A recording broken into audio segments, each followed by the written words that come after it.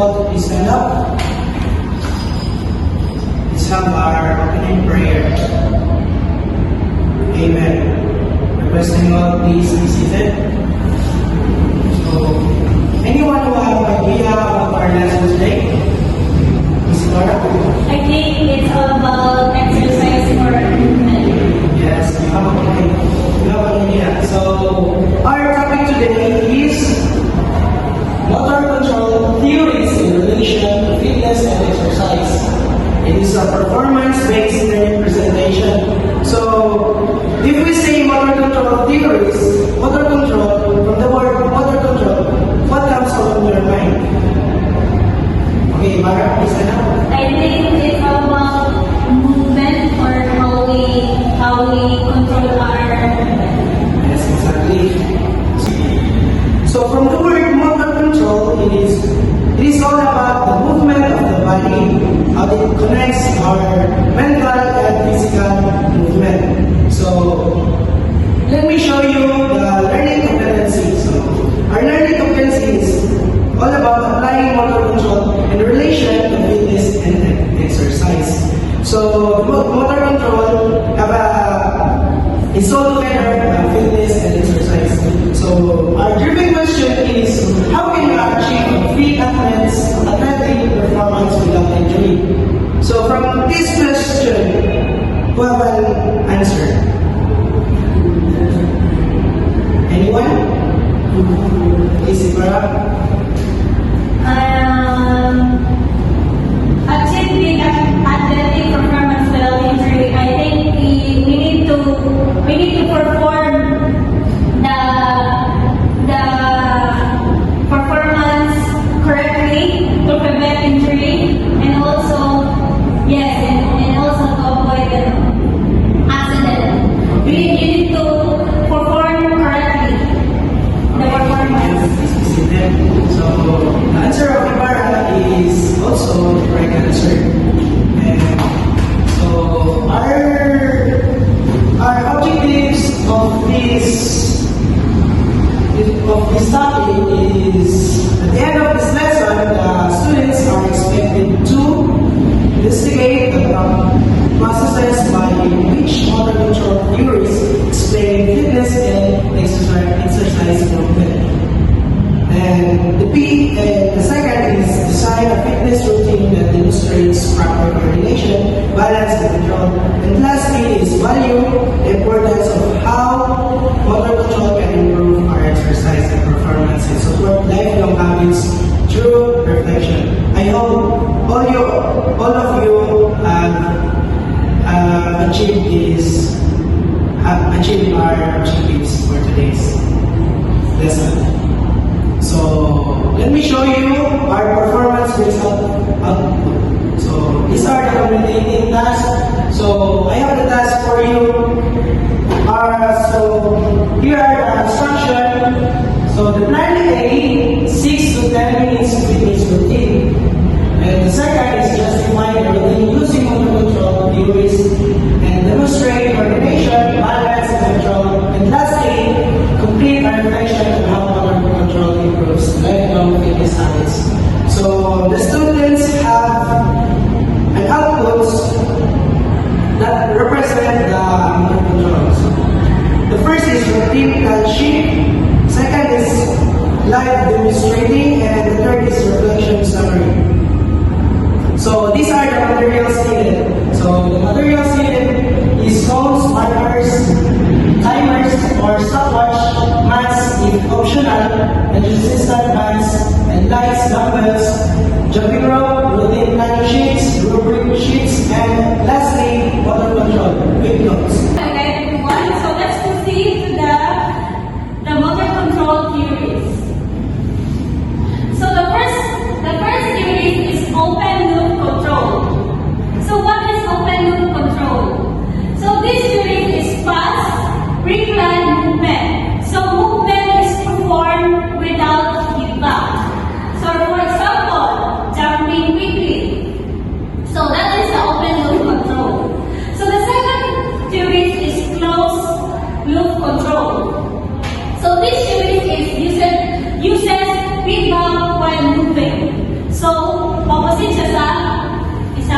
theory sa open loop control. So this theory example is maintaining balance. For example, you are riding. That is the example of closed loop control. The feedback types is the first one is intrinsic is body sensation, while the extrinsic is coach or teacher cues. So KR versus KP. So the KR is knowledge of result. You held for 20 seconds. So while the KP is knowledge of performance. So keep this alive.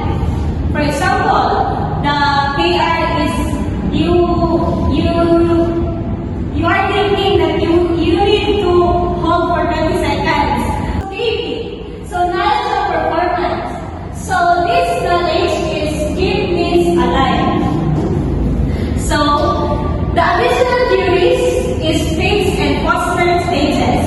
The first one is cognitive stage. So this cognitive stage, this stage is learning movement. So this stage is you will learn the movement. The second one is associative stage. Associative stage is improving skill. The autonomous stage is when the movement becomes automatic. The bursting degrees of freedom, freezing, releasing, and coordinating. While the freezing is stiff movement, while the releasing is smoother motion, and the coordinating is efficient movement. Our activity time. So, the activity for today is balance and coordination challenge. So the first challenge is balance. So let me show you the balance. So the first balance is single leg step. So let me show you how the single leg step. You lift your left leg and then how it goes. And second is hand on your hips. And the third is turn your hand left to right. So this is how it goes. Lift your feet, hand on your hips, and turn your head left to right. So that's a very easy challenge. The second challenge is coordination. So the coordination is step pattern in and out. In, out. In and out. In and out. And the second is clap every step. So clap every step. In.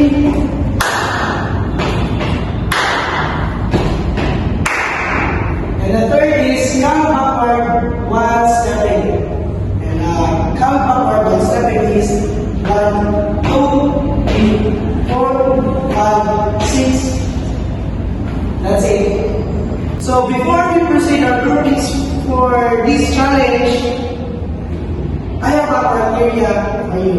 So the rubrics is first, control your stability 20%, coordination and accuracy 21%. The third is adaptability 20% and the use of strategy 15%. And the last is participation 10%. The total of 100%. So after you finish your challenges, I have a guideline question for you all. So discuss with the partners. So discuss with the partners. The first question is, what changed when a second task was added? The second is, what helped you regain control? And did you rely more on planning on your feedback? So that's all the question that you have to discuss with your partner. And now let's proceed with your partner in the count of 10 seconds. 1, 2, 3. Okay. So requesting all to please stand up and perform this kind of challenge. So the first challenge is balance. So single leg stand ready, and hips, and turn your head left to right. Okay, that's it. Proceed to another pose. And now let's proceed to the second challenge. It is coordination. Step in and out. Okay, one, on the count of three, let's start. 1, 2, 3. In, out. In, out. The second is clap every step. Clap every step. 1, 2. And the third is count backward while stepping. Let's proceed. Count of 3. 1, 2, 3. 1, 2, 3, 4, 5, 6, 7, 8, 9, 10. Okay. Round of applause. Upon diet, everyone, we will proceed to analysis. In this part, we will be having a group task, which is you will be given an exercises like lunge, plank shoulder tap, and single leg hinge. After doing that particular exercises, you will answer the 3 questions, which is the first, which theory explains the movement? Second is what feedback improves it, and how can it be easier or harder?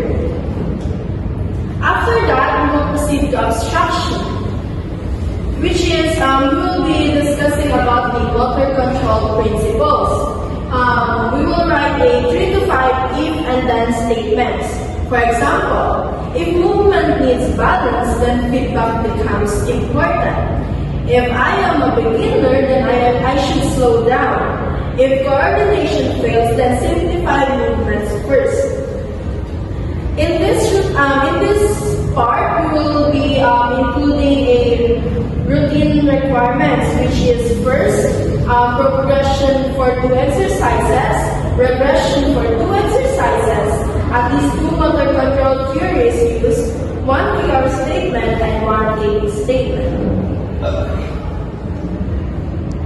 The groups will teach the routine, lead the classmates, show safe movements, explain theories used. Teacher and peers will evaluate the rubric. So, after that, every each of you will write a 2 to 3 if and then statements, wherein you will know that it matters because it will help you practice safety, you will stay consistent, it will build strong long-term habits, and it will improve step-by-step progress or regress when needed. That's all for the analysis and the abstraction. We will proceed to the reflection questions. Where we will be discussing by Mr. Abayan. Thank you. So today I will give you the reflection question. Write 8 to 10 sentences. The first question is, which theory best explains your performance? Second is, what intrinsic and extrinsic feedback help you most? And the third one is, how can motor control help lifelong fitness habits? And before you answer these questions, we have here the rubrics. And first, we have the theory application. The second one is we have routine design. Third is performance, quality, and safety. Fourth, we have the reflection or value. Score will be 1 to 4 points each. Did you get it? Yes, sir. Period. Next, we have differentiation and safety. Easier option, we have wider stance, slower tempo, wall score. And we have the safety reminders, use proper space, pain-free movement, hydrate yourself, wear proper shoes. Next, we have harder options, counting while moving. Second, we have longer holds. And the third one is complex patterns. So I will be giving the worksheet, and the deadline for this activity would be next meeting. Okay? Always remember, motor control improves movement efficiency, prevents injury, and support lifelong fitness success. Thank you.